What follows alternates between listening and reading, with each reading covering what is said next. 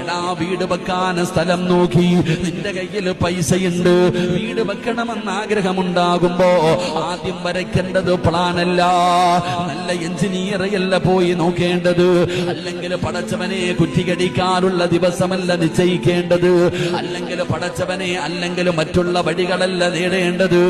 റസൂലുള്ള പറയുകയാ, അവിടങ്ങ് പറഞ്ഞു ഫൽയുസല്ലി റകഅത്തിൻ മിൻ ദൂനിൽ ഫരീള, 2 റകഅത്ത് നമസ്കരിക്കണേ.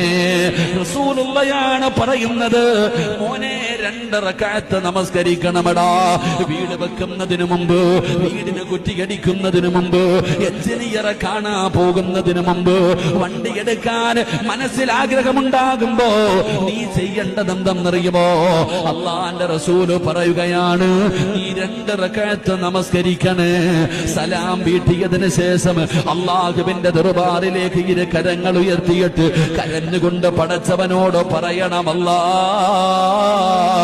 ഒരു കച്ചവടം തുടങ്ങാൻ പോവുകയാണ് തമ്പുരാനെ, നല്ലതാണോ മോശമാണോ, ഇതിലൂടെ ഞാൻ രക്ഷപ്പെടുമോ, ഇതിലൂടെ ഞാൻ പരാജയപ്പെടുമോ, എനിക്കറിയില്ല തമ്പുരാനെ.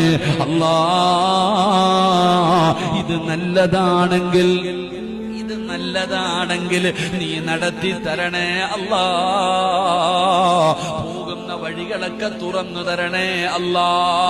ഈ കച്ചവടത്തിലൂടെ ഞാൻ നഷ്ടപ്പെട്ടു പോകുമെങ്കിൽ, ഈ കച്ചവടത്തിലൂടെ ഞാൻ നശിച്ചു പോകുമെങ്കിൽ, ഈ വീട് കെട്ടുന്നതിലൂടെ ഞാൻ ദാരിദ്ര്യത്തിൽ പെട്ടുപോകുമെങ്കിൽ തടസ്സങ്ങൾ നൽകി ഇത് തട്ടി മാറ്റണേ അല്ലാ